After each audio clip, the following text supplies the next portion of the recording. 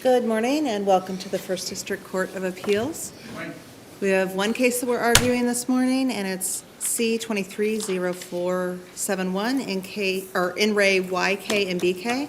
I'd like to remind council that if the children's names come up, please use their initials rather than their names. You each get 15 minutes. I use the light system, so when you see the yellow light, that means you have about a minute left. When you see the red light, that means that your time has expired. So whenever you're ready. Thank you. Good morning, Your Honors. Would you like to reserve any time? 3 minutes, please. Okay. Your Honors, this is a very unusual case because however you decide it, it will make little difference to the appellants, and it will make absolutely no difference to the case itself. Then why are we here? We're here because what is before you is the ancillary case, or the ancillary issue of the motion for sanctions, which arose because mother did not appear at a properly noticed deposition. No, I understand that, but I think my broader question is really, why are we here? Like, why are you appealing this? I mean, this is a situation that, to me, seems like could have been cured by a phone call, and it morphs into this whole sanctions episode. And this is not a situation where somebody is running around like trying to avoid service or, has agreed to appear at a deposition and doesn't show up. Like, there was a miscommunication, and I mean, why is that rise to the level of sanctionable conduct? Right. You're absolutely right. This case, for its simplicity, gave me an awful lot of time as I was writing this brief. The decision is completely incorrect, black letter law. And the thing that I focused on, and the reason we're in this case, is because there was a tremendous mismanagement of the pretrial hearing, which is the beautiful thing about Rule 16 is that it helps the court and the attorneys shape a case. And in this particular case, the problem was the mother didn't show up at a deposition. And you're right, Judge. All that this magistrate had to do, if she had actually followed the objectives of Rule 16, was to say, listen, pick another date, have her show up for a deposition, or even ask me, why do you need a deposition? What are the issues? What are the factual issues that you're really interested in? And I would have told her that the facts were incorrect, and that even if they were correct, had she applied it to the law that governed the change of address, she would have found out that she would have to rule in our favor, in the father's favor, and deny the mother's request to withhold the address from the father. It could have been handled that way, but it was the magistrate, it was the magistrate's objective, it was the magistrate's responsibility because she runs. I don't, why are you blaming the magistrate? You're the one that moved for sanctions. You're the one that could have reached out to mother once you established communication and said, let's reschedule the deposition. I mean, you just said if the magistrate had told you that, that would have avoided the situation. Like, why did you not take that initiative to do that rather than file a sanctions motion? Well, number one, Your Honor, while I might have wanted to do that or not wanted to do that, I had no responsibility to do that. I had no responsibility to do that. The judge, Well, but I think you have to look at it from our perspective. And, my concern is if we were to agree with you and say sanctions must be imposed in this scenario, then what we're encouraging at a macro level is we're encouraging parties not to cooperate in discovery. We're encouraging efforts to give notice without much notice, and it's just going to create a lot more headaches for the trial court. It's going to create a lot more controversy between lawyers and parties. And like, I'm just trying to understand, like, why would that make sense? Well, number one, I disagree with you when you say that notice was not timely or there wasn't adequate notice. I just said there was short notice. I don't think it was short notice, it was 2 weeks' notice. No, it wasn't. It was mailed by U.S. Postal Service, and according to what the brief said, it was, I believe it was the Friday before the Tuesday deposition. So that's, especially considering that she was not represented at the time, how was that 2 weeks' notice? Your Honor, you just accepted a fact that is not in the record. That there is a case from this district, I forget the name of it right now, Infinity, which says that anybody that says that they did not get notice or did not get adequate notice or anything like that, this court requires an evidentiary hearing to find out whether that's accurate or not. I'd like to see the postal stamp on the envelope that she received. I'd like to see something. I'd like to see sworn testimony, anything. And the mother did send a text before the deposition saying that she couldn't make it. Yeah, Is that correct? well, she said she wasn't going to make it. Wasn't going to make it. She didn't say why she wasn't going to make it. She didn't say, can we make it another time? She didn't say anything that she would have had to say had she filed a motion for a protective order. And the fact that she's pro se should not mean anything to this court. My point was not that she was pro se. My point was that depending on when she got that notice, and it wasn't 2 weeks, according to what you put in your facts, it was 10 days before. Yes. That's not 2 weeks, that's 10 days. So even with that, my point was that she was unrepresented, trying to get somebody to represent her and be with her during that deposition, and be able to file those motions. That's my point as to that it was short notice. I didn't say inadequate, neither did Judge Bergeron. We both said it was short notice. How do I know that she made an effort to get an attorney? You don't, and neither do we. Well, we do know that because she got an attorney. And that attorney, when that attorney spoke, never said that she tried to contact me. I didn't know of her existence, but she knew of mine. But I think you're missing the point. Like, you're quibbling with details about what happened here. The point that we're trying to focus on is the real issue behind whether sanctions are mandatory in this circumstance. And what I see is a potential miscommunication. Like, certainly it could have been handled differently, but at the end of the day, like, explain to me why the trial court had to impose sanctions here.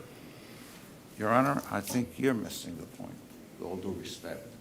The issue in this case is whether or not the magistrate dismissed the motion for sanctions summarily, whether that was correct. The trial judge said it was correct. She said it was correct, and she wrote an opinion with a lot of law in it, and this is law that she put forward. The magistrate didn't put it forward, mother didn't put it forward, and that law is wrong. And dismissing a motion for sanctions summarily is wrong. But that's not the only basis the trial court relied on. It relied on the lack of good faith communication and effort to resolve this dispute. Yes, there is no requirement for good faith effort. It's not in civil rules. The civil rules say, give notice, and that's it. But I think, like, I want you to answer my question. I will.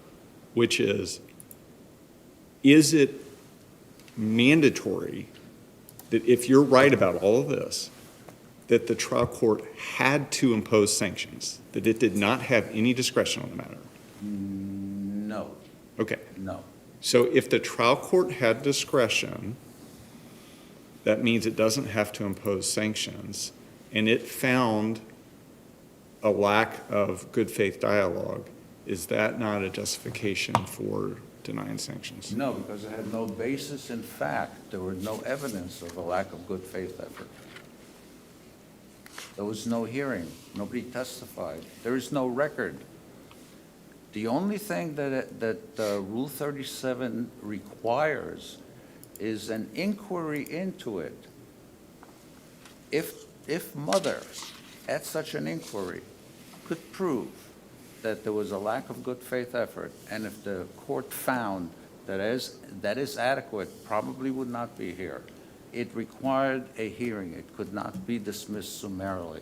That's the only point. Have I answered your question, Judge? Sure. So, that's it. Good faith, I understand that. I understand that. Not a requirement. And here we are, and just to get back to Rule 16. Over a year ago, mother had a question. She was going to move. She was going to get married. She was going to move to Columbus. So she filed the ordinary notice of change of address.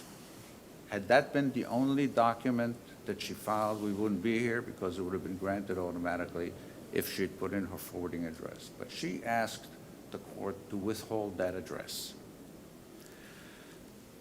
And that created a problem for us that we wanted to resolve with a deposition. We've gone through all this. By dismissing, at a pretrial conference, rather than amend the pleadings and keep the trial alive, to permit mother to dismiss the entire case which had not been resolved, the end result is that a year or more later, mother is still in the same position. She does not know whether she can move without withholding, withholding the address from father or not. And because If the you would case like was to- dismissed, If you would like to reserve time, your time's up. time's up? If you would like to reserve your 3 minutes, your time is up. Okay, can I just finish? If she now wants to find the answer to that question, she's going to file a new filing fee, open up a new case. Nothing was accomplished. Thank you.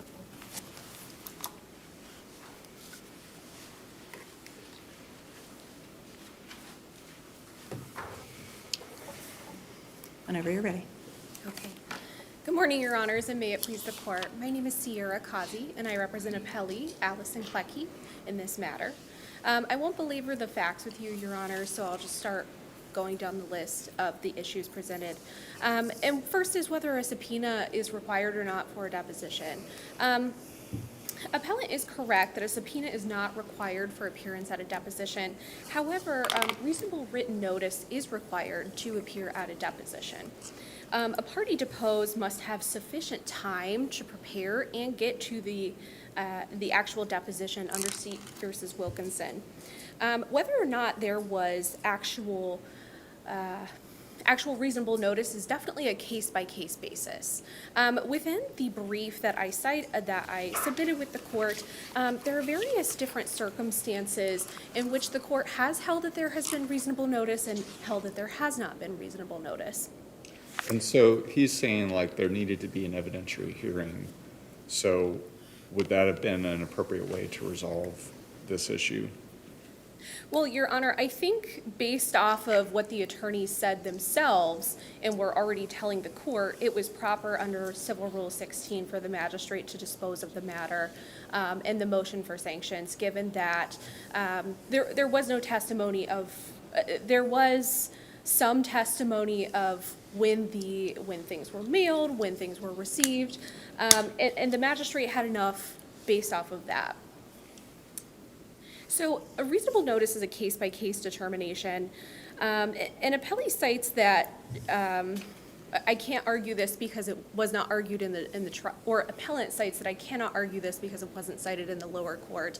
While he is correct that the word reasonable was not used, I think that's the entire crux of this argument, even at the trial court in front of the magistrate, whether or not this was reasonable, whether or not she received notice.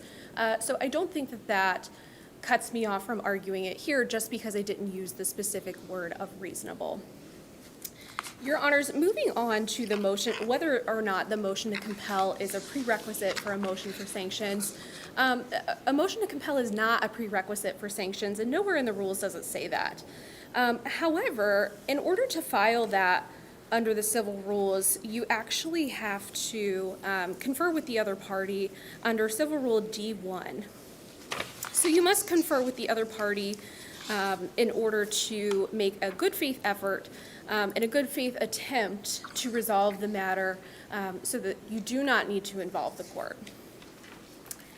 And while the specific rule itself says respond and answer, Your Honors, I would also argue that showing up for a deposition in itself is an answer in itself. So I would argue Civil Rule 37D1B also applies to both A1 and 2, whether that's refusing to answer an interrogatory or respond to an interrogatory, or show up to a deposition and answer the questions at that. And structurally, the B is underneath the two categories under A, right? Correct. So based off of the structure, Your Honor, if it was to modify just 37D1A2, it would make more sense that that B be underneath just 2 and not underneath both parts of A1 and 2, Your Honor. So I would argue that it actually applies to both and not just one or the other.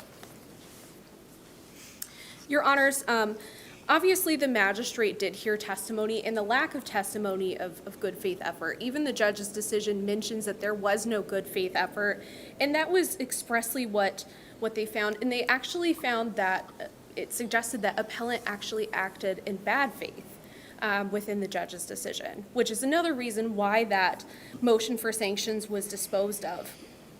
Excuse me.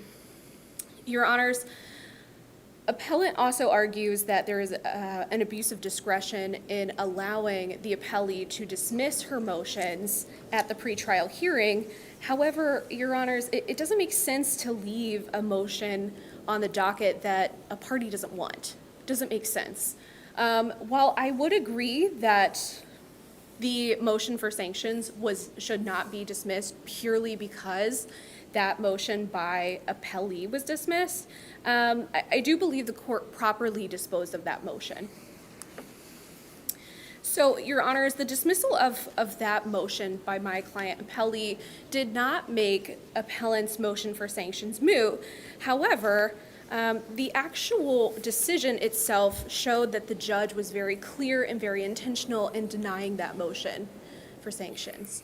It's clear that she considered the facts that were stated, and that a motion for sanctions cannot be successful if the moving party did not confer or attempt to confer with the other party, which is under 37D1 again.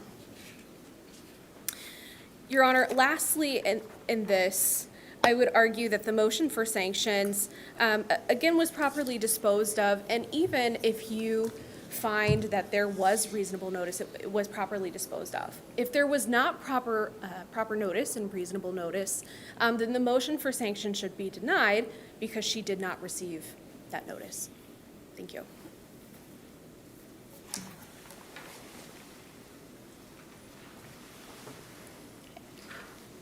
If you would like to respond, you have 2.5 minutes.